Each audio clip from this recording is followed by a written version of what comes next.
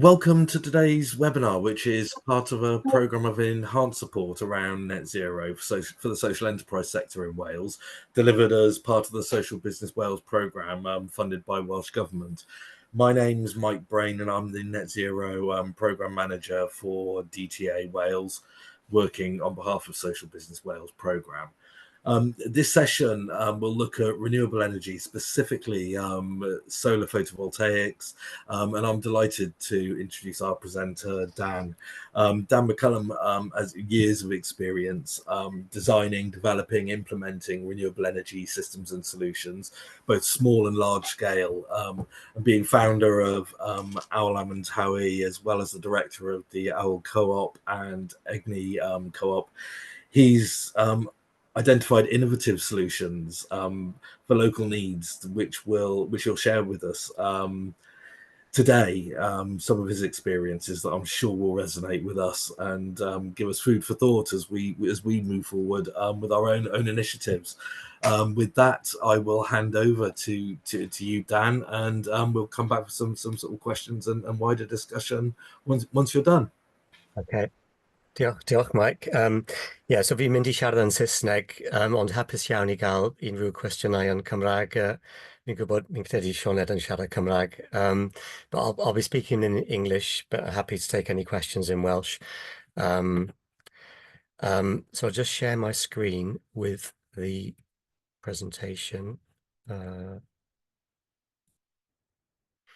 everyone see that? Yeah, so my main experience is actually helping to set up Egni Co-op, which installs rooftop solar on buildings in Wales.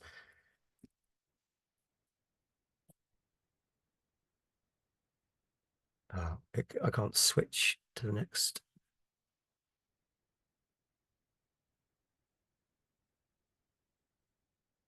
For some reason I can't go on to the next blimmin' slide. Is it at the bottom of the screen, the bottom right? I think there's like almost like a chart, what looks like a pull-down banner at the bottom right, about a centimetre or two in from the bottom right edge. If you just look and go down, you've got 2 or 3 icons. Yeah. And that one, it should be the presenter. Okay. Is that it? There we go. Perfect. Okay. Yeah. So just a bit of background. So Egni's a large co-op now, with roofs across Wales. Our basic thing is to sign a lease with the site, and then we undertake a power purchase agreement with the site. So we sell them the electric from the rooftop solar at a sort of discounted rate compared to what they pay for their main supplier. And then we sell the electricity to the site and also export any electricity. And then we use any surplus to fund an education programme in Welsh schools. This just gives you an idea of the scale. So we've got 101 sites. That's the overall capacity. We've raised about sort of 4.7 million from a share offer and also bank loans. And we actually saved £312,000 in electricity costs for our sites last year, 119,000 the year before.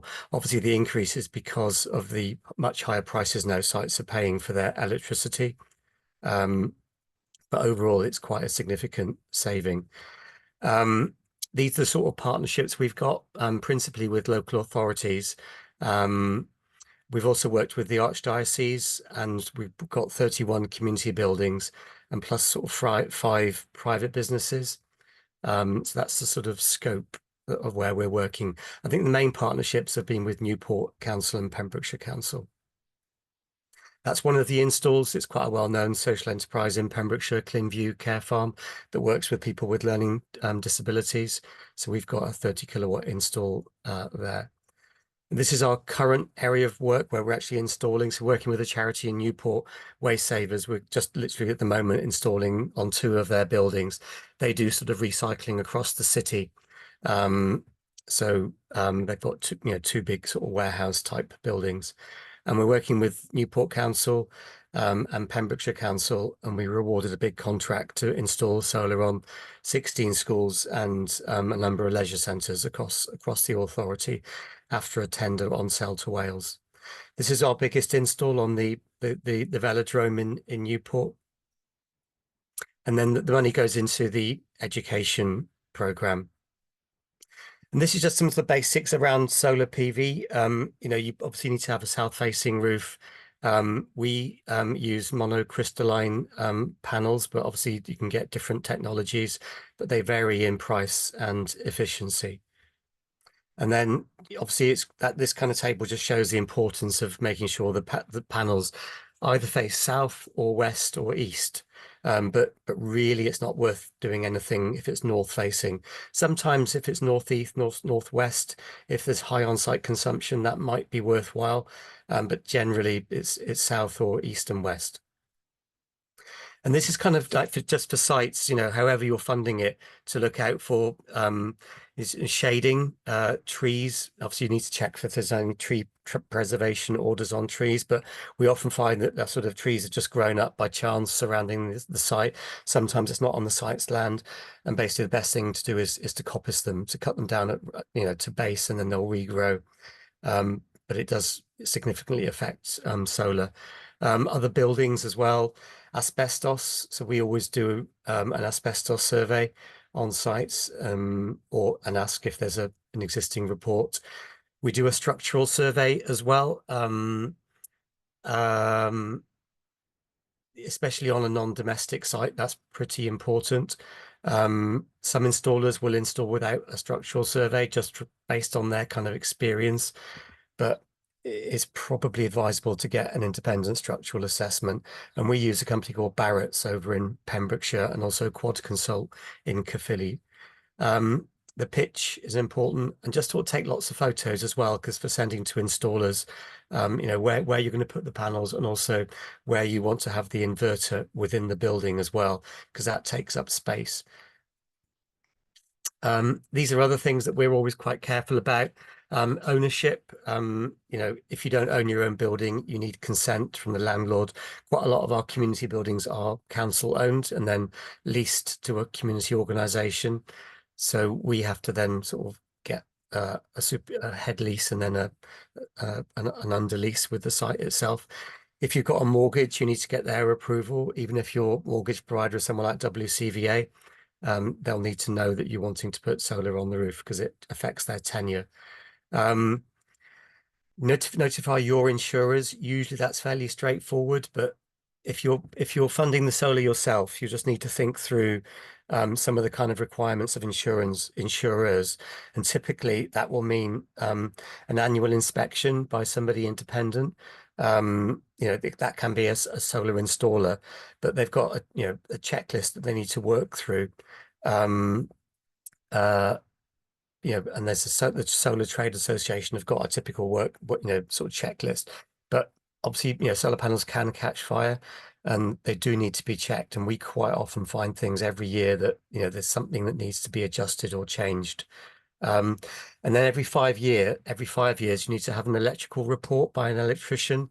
So that's something you need anyway on your community building, and it's typically something that could incorporate the solar panels if you own them. But basically, yeah, that is really important because there is wear and tear and heating on electrical elements on solar panels, and they do catch fire, and they have done.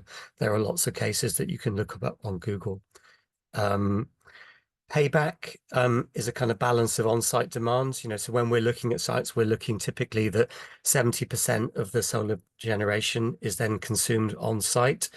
And you're trying to balance that against, you know, how much roof you've got, and also grid capacity, and obviously install costs. I mean, one of the main significant install costs that we find is the cost of scaffolding. So there is an argument to say, look, if you're up on the roof anyway, you should be maximizing the install as far as possible, because, you know, you've got that one-off cost of scaffolding. But there's a bit of a balance of factors to take into account. And then also, yeah, be careful of scaffolders, because they are generally complete kind of bandits, and they work independently of the installer. you cannot rely on them actually taking the scaffolding down when they say they're going to, even not blocking fire exits, damaging the roof fabric or other fittings, etc. Yes, the scaffolders are a nightmare, so you need to keep a close eye on them, however you're funding the install. So that's just what it looks like. So where it's yellow, it's that sort of good solar, availability. But what to look out for there in this sort of right-hand photo is a tree, the sort of green circle, and also that the extra roof as well will be causing shading, and obviously then you can't put panels around the windows or and on the roof lights that are shown on this kind of southish facing roof. And then in terms of actually installing, definitely use an MCS installer certified. I think pretty much everyone will be, MCS certified, but you want to see their certificate and check how many installs they've done. There are lots and lots of companies now setting up as solar installers without any experience, and they will probably be going bust when the kind of current boom finishes. So in terms of longer term maintenance, you really kind of want to find a company that's been established for sort of at least 5 years. So we use about 5 different installers in Wales, and we're very cautious about using new installers because we've been hit in the past by rubbish quality work, especially when they subcontract it to people. We did use one Welsh installer that was kind of recommended to us by another community energy group, but they actually subcontracted it to an installer from Bolton to install. So it was a complete waste of time trying to support local procurement. Make sure you got a quote breakdown, sort of specifying the panels, the inverters, the mounting system that they're going to use, because the quality of all of those does vary a lot. We always use solar edge systems and then REC panels.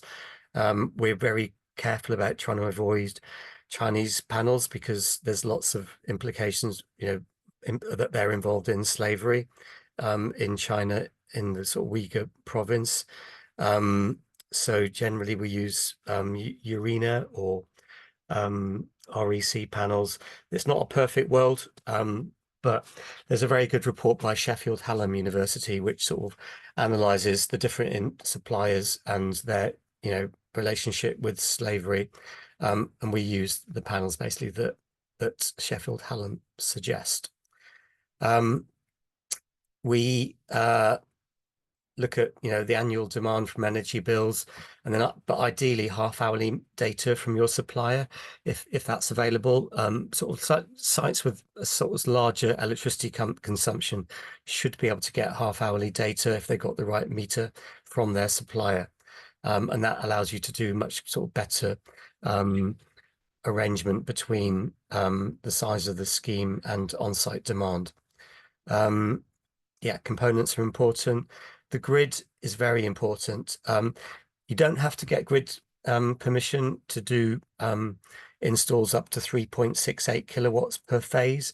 So most, community buildings will either be single phase or triple phase. As you said, you can have 3.68 on a single phase building, and then it's about 11 kilowatts. So it's 3 times that figure. For a 3-phase building. In terms of looking whether it's 3-phase, you may know already, or literally if you look in your meter cupboard, you can kind of see like 3 big wires clearly, then that's generally an indicator of 3-phase or 3 wires going into the building. But or an installer would be able to tell you, or an electrician. But anything above that, if you've got a large roof, it's really worth thinking about a grid application to if it's South Wales, Enged, if it's North Wales, Spen, because really it does make sense to maximise the roof, especially in relation to on-site demand. So Egni, we typically do a grid application for every install. It's a bit specialist. We've sort of learned how to do it. It takes kind of a couple of hours now for us, but you can get an installer to do it. But they will be doing it typically looking to kind of make the install as cheap for them as possible, not cheap, but as efficient as possible, without necessarily thinking about the site in terms of your electrical demand and sort of on-site consumption. So I don't know, it is something that may be worth thinking about contracting out to do that. And there are obviously a number of electricians out there that can do grid applications as well that would be independent. That's the different DNO networks, but obviously in Wales we've got National Grid and SPEN. And then post-install, obviously you'll be using the solar panels are connected what's called behind the meter, so they feed the first point of demand. So that obviously is to the site. So if there's electrical consumption on the site, that will come from the solar panels. If it's a smaller system, you can use the smart export guarantee. You need to have a smart meter for that. If it's a larger system, then we always sign a power purchase agreement. So because power prices are higher than what you can get through the smart export guarantee. So that's called a PPA. So typically on roofs above 20 kilowatts with at least sort of 30% export onto the grid. And that is quite common, especially in the summer when panels are generating fully during the day. A community building may well not, it's unlikely to be using all of the power generated by the panels. In the winter, it will be. But anyway, there's a sort of balance to be struck there about whether it's financially viable to look at a PPA.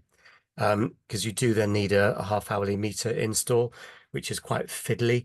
There's a really sort of complicated system in the UK, which involves different sort of companies, meter operators, MOPs, and data aggregators.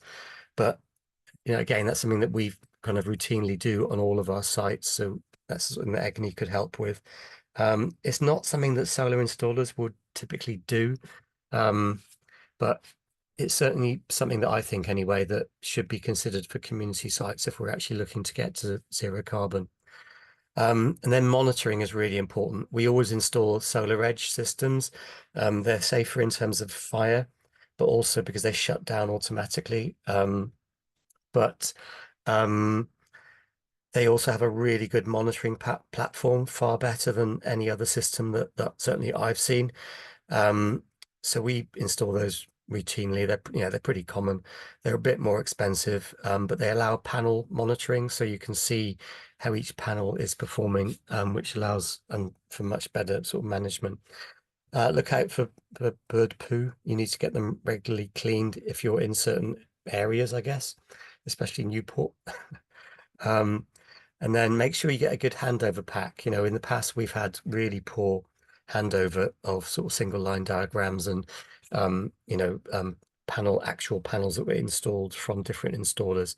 So that's something to really kind of insist upon. It is required by MCS, but installers quite often try and get away with not giving you much. That's just an example of like what a dirty panel is like with bird poo on it, and it really reduces the amount of generation. I mean, it does depend on where you are, and also just the cost of scaffolding. If you need to get scaffolding, obviously it may not be worthwhile, just rely on the rain to wash it off a bit. But if it can be reached from the ground, it is worth cleaning them, or if there's good sort of rooftop access.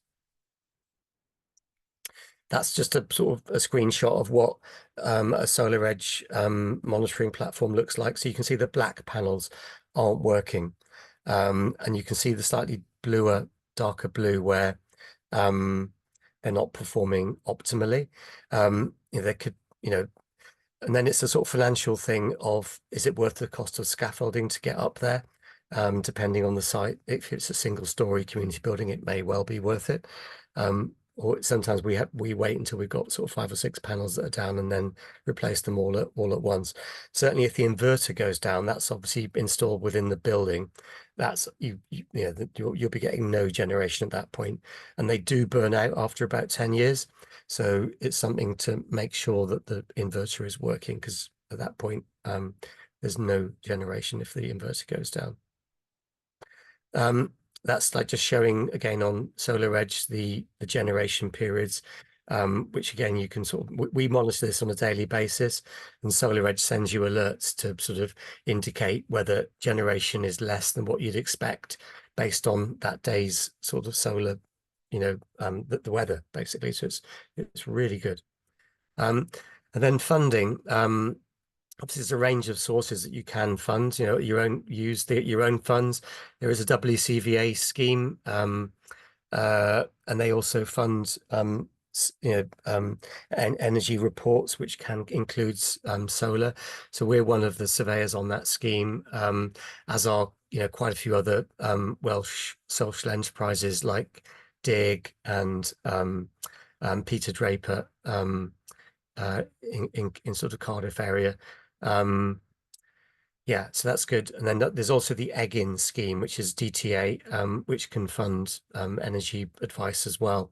But then typically we've come across community sites that just use Funder Finder to sort of access a range of grants. Quite a few sports sites have accessed Sports Wales and FAW, Football Association of Wales, RFU funding. Some councils have sort of made available shared prosperity funding, SPF, for solar installs. So near Newport have, I think it's up to 30% funding for solar, or £30,000 per site. Crowdfunding as well. I think the main sort of crowdfunder, that website, that they have funded solar installs on different community buildings, and there's sometimes a match contribution from sort of business kind of companies like Aviva, sometimes sort of match fund any crowdfunding that you can do.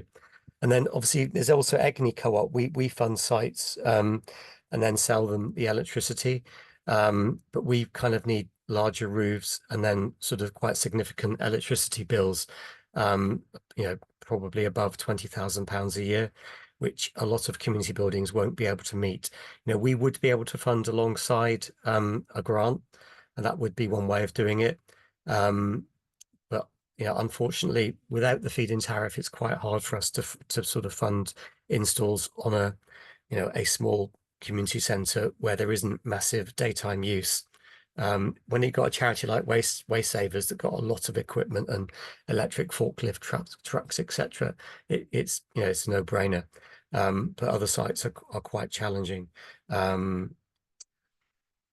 Okay, so I think that's my presentation. I'm happy to take any questions. Hapus i gael unrhyw cwestiynau. Diolch. Wonderful. That's great. Thanks ever so much, Dan. There's an awful lot to be able to sort of explore within that, and just sort of picking up on your last point, I just wanted to explore, make sure that the rationale behind where it's more difficult to fund or support getting funding if you're not haven't got the demand yourself on site, is that essentially based on the premise that your energy bill unit rate is going to be very high, as opposed to the export bonus that you get being very low. So the more you're able to offset what you're importing, that's where the economies of scale sort of ramp up for you in terms of making it more viable. Yeah, so most sites are, a lot of sites are paying sort of 30 pence a kilowatt hour for their electricity now. So any reduction in that, from the solar panels is obviously great. If they sign a PPA, they might get, 8 or 9 pence per kilowatt hour. So it's a help, but it's not the main saver.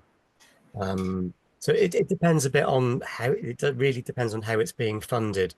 If there's a grant available for a small community centre, obviously there's schemes like Pen y Cymoedd in the valleys, and they will fund projects in those villages that they can target. So if there's a grant available, quite frankly, it makes no difference how much, if even really low on-site use, you get the grant for solar panels, because ultimately, even if they're not using that electric on the site, they're still greening up the grid. So that's an important sort of overall benefit from just installing more solar.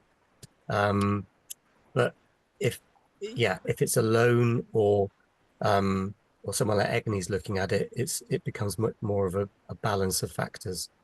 Sure. No, that makes a lot of sense. I mean, just for other participants here, and the floor is open for anybody to ask questions. I just thought I'd kick things off to encourage the conversation. I was doing some work with a local authority who, after an awful lot of data analysis, elected to proceed and secured funding for development of a solar canopy, which was quite a fairly large system. It's about 230 kilowatt system. And we managed to map it out so that the generation would provide approximately 70% of their their requirements, and then set up a private wire connection to the local leisure centre, where we were basically exporting the remainder of the generated energy. And the rationale behind that, just for others listening, was had we just exported that bonus, we'd have just been getting 5.5 pence on the export bonus for each kilowatt that was exported that wasn't used on site. But the leisure centre had just had a significant hike from their supplier in terms of their unit rate, and they were being charged about 45 pence a unit. And we reached an agreement with them whereby we would sell the excess energy at 20 pence per kilowatt hour, thus almost quadrupling the revenue that we were going to be generating, at the same time as halving the cost to themselves at the leisure centre for all of that energy that was going to be exported. So I think often thinking about where you might also be able to help find a similar sort of solution is really important. But it brought me onto my main question for you, Dan, which was, does the locality of where the energy is being generated and the supply site, does it matter in terms of setting up a power purchase agreement? So could you have an organisation in the north of Wales, for example, generating, but actually setting up an agreement with an organisation in the south of Wales to be able to utilise that energy, or is that beyond the realms of possibility? I think on this scale it is. I'm not aware of anyone that's kind of done it like for sort of solar. I think the example you gave, of a private wire from a canopy, yeah, I can see that's viable. But yeah, the market in the UK is quite sort of restrictive. So generally, yeah, so basically, yeah, in terms of getting a PPA, at the moment, the kind of most straightforward way of doing it is to put the panels on and then sign a PPA with somebody like Octopus or Good Energy or whoever for the export. To actually set up a PPA is quite fiddly, as I said, because you need to have the right metering, and there's a bit of a faffy process to go through. But it's doable. And yeah, and then that can be an important income stream, depending on sort of overall electricity prices, which go up and down. At the moment, they're pretty high. And that leads me on actually to my next question, really, which was around sort of return on investments. And I mean, to my mind, the increase in imported or supplier costs makes renewable energy, or certainly solar generation, a really attractive sort of opportunity, if you like, for anybody considering it at the moment. But I mean, whilst it does differ depending on what you're being able to generate, and B, sort of what your current supplier costs, are you finding that the return on investments are really attractive? Yeah, I mean, typically they're between sort of 7 to 9 years. Just generally, if it was way outside of that, then you'd perhaps wonder if it's how well. Yeah, if you're funding it yourself, that's kind of what you'd expect the sort of rate of return to be. Obviously, if it's a grant, then it's free money, so it changes it completely. What about the drop off in performance? Because, well, I've got that question in terms of the drop off in performance of solar panels, because when I initially just installed, I've got 5 kilowatts on my roof, I was basically told to anticipate over the 20-year period of what was the feed-in tariff at the time, a drop off in performance in the order of 30% over that 20-year period. Does that sound accurate, reasonable? I know it depends on the type of panels and the efficiency of them, but also connected with that, the inverter replacement. My system's been up for 10 years now, so I'm waiting for it to go bang. And at the time when I installed it, I was looking at replacement costs of 4 figures, of around sort of £1,500 for the inverter, should that go, which is quite a significant cost for a domestic system. For a non-domestic system, you could be looking at multiple inverters. So it's something to be aware of. Yeah, Yeah, so we that's definitely something that we factor in within the Egni sort of financial model, replacing the inverters. And there's usually we've got a sinking fund, so each year we pay into that to cover the cost of inverter replacement. And yeah, like for a domestic system now, which might be up to kind of 4 kilowatts, an inverter is, I don't know, it's probably sort of 1 to 2,000, like probably £2,000 to get a new inverter. So it's not insignificant, but most of those, it would still be a very worthwhile. You just got to expect to have to pay that. But it would be worthwhile because presumably most domestic systems are getting the feed-in tariff. And even with the energy savings on site, it would almost definitely be, financially worthwhile just to replace the inverter.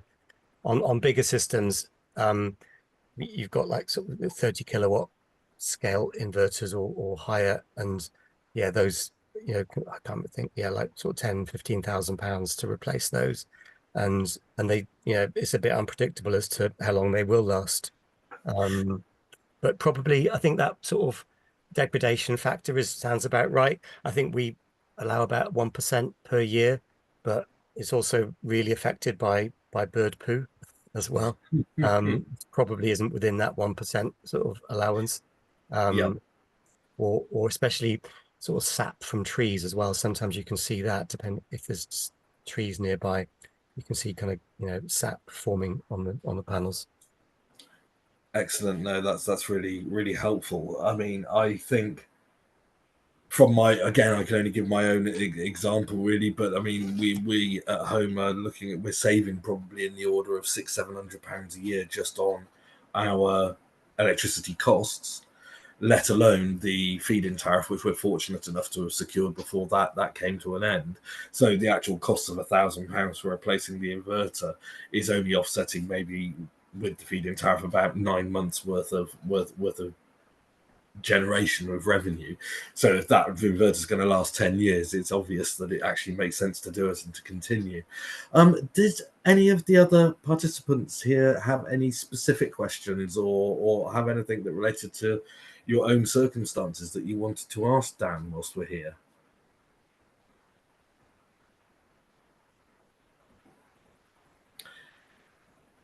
A stunned silence. So I'm assuming that at the moment is going to be a no. I had one other follow up question that I wanted to ask you. You were mentioning the fact that it's really important to sort of assess your own demand against sort of potential generation being really important.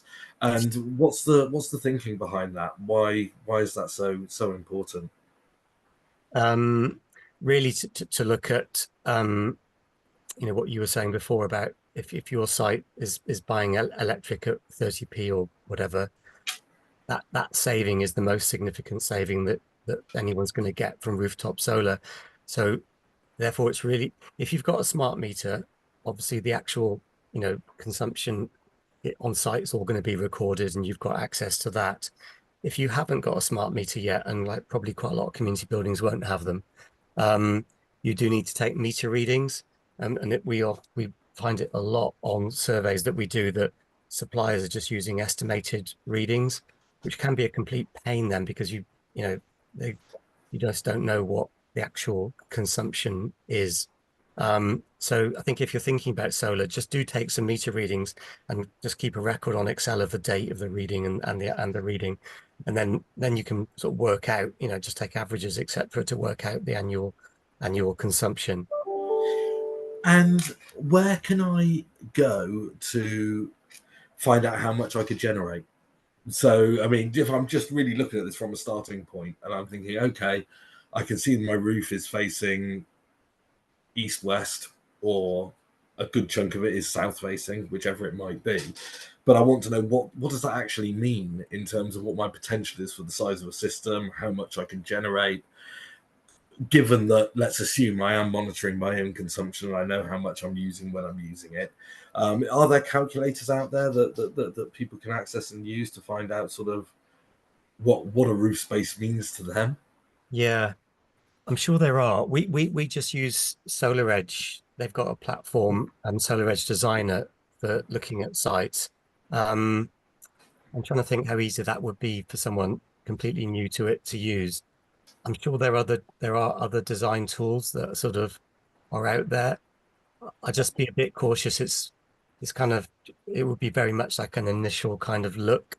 But I mean, just to give you a sense, most houses can sort of with a, can sort of fit a sort of 3 to 4 kilowatt roof solar panel array, and typically panels generate sort of 850 watts per kilowatt installed. So like a 4 kilowatt system on an average house would sort of hopefully generate sort of 3,500 kilowatt hours per year, something in that order anyway. So then it'd be a matter of matching that, looking at that against your consumption. There will, I don't know, Mike, you may know better than me actually, if there are sort of designer tools that are more sort of public facing than what I'm saying. Well, yeah, I mean, I don't know that I'd necessarily know more. A lot of this, you use your own calculators, being sort of on the inside of these services that are being provided. But what I would say is, approaching the likes of organisations such as 7Y Energy Agency, I know for a fact that they do have calculators. They would be able to do some quite simple desktop study for you to be able to just use Google Maps, the satellite feature, to identify the aspect of your roof, the size of it.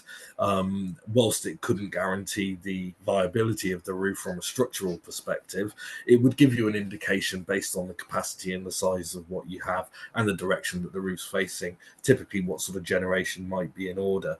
And they would be able to give you some indicative ideas of costs as well, because costs will vary, won't they, substantially, from if a roof is accessible, subject to the need of scaffolding, or even if you're not looking at putting solar on a roof, but you're actually building a solar canopy in an open, what's currently an open car park or something like that. The putting panels on something like that is possibly easier than putting them on a roof, but the additional construction costs of getting a solar canopy put up could potentially double the actual overall costs. So there's an awful lot to actually think about. So I think finding a source of support to be able to actually explore some of these ideas with is really useful. And I know that, as I say, 7Y Energy Agency are a good initial source of support for being able to actually sort of get started.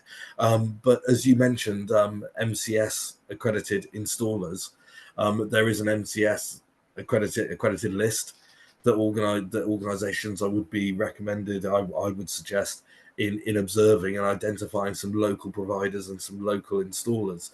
Because I think what is important here is particularly where there are grants available. If you're securing external grant funding there's nothing better than being able to actually spend that money on local specialists and having a doubling of the benefit of that external funding coming in. As you were saying, rather than seeing the work being subcontracted out to somewhere like Bolton or wherever it might be, if you can actually get specialists in the local area to install and you're using external grant funding, then I think there's an awful lot of value from that side of things. So Mike, Sean has just asked a question about their roof, and then, well, they need a new roof basically. But one thing I would mention, Sean, is that it might be worth looking at what's called an in-roof system. So if you need to replace your roof, they're quite common now, that basically the solar panels act as your roof, and they're kind of fitted within the tiles. So on new build houses, you often see those types of systems. So obviously they're a bit more expensive, but you're also reducing your roof rebuild costs. So I think pretty much any solar installer would fit an in-roof system, and it would be obviously eligible for kind of grant funding. But that, if your roof just needs replacement, I would really advise going for that rather than a new roof and then sticking panels on top of it, because with all these things, obviously if you're putting panels on top of a roof, you can get leaks, and that's not uncommon. So on quite a few of our Egni sites, we have had leaks or caused leaks, so we obviously then need to sort of fix those. So yeah, it's better to try and get it integrated from the start if you're putting a new roof on. the other thing I was going to say in response to that question was, depending on your building and the ownership of your building, if a lot of social enterprises at the moment have got leased buildings from the local authority, and I know at the moment there is funding under the assets collaboration program for Wales, against which or from which your local authority can support you potentially in making an application to improve the quality of the asset, because it is still a publicly owned asset being rented on a long-term basis, often to social enterprises. They can support applications being made to Welsh Government for capital funding and also revenue funding to basically help ensure that assets are protected, so roofs are replaced where they need to be replaced, and also potentially looking at supporting the costs of solar generation as well.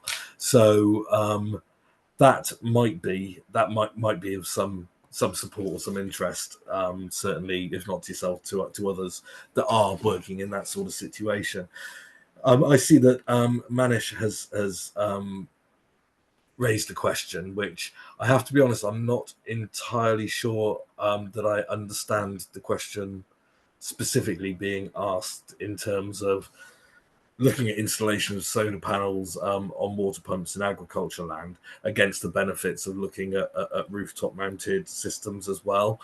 I suppose from my perspective, if you've got a lot of land available and it's very simple and easy to be able to erect solar panels on it, then it's going to be potentially easier to do than on high rooftops that are less accessible, where there may be more surrounding costs involved in terms of actually getting those systems in place. But as I say, I'm not familiar with the specific sort of illustration, so it's very difficult to say. But typically, over here, and we are finding that, I mean, in Wales there's an awful lot of available land, but I think it's far more frequent to see, on a smaller scale, organizations looking to do something for themselves, and that's where they look at roof mounted systems in my experience. I didn't know if you had any thoughts on that question from Manish at all, Dan. No. India's just that sunny place though, so yeah, go for it, Manish. Well, yeah, quite. I've listed off all of my points of interest taken from what you presented, Dan, and all of the questions that I had as well. We've covered off. For me, it's been really informative and really valuable, and given us some food for thought.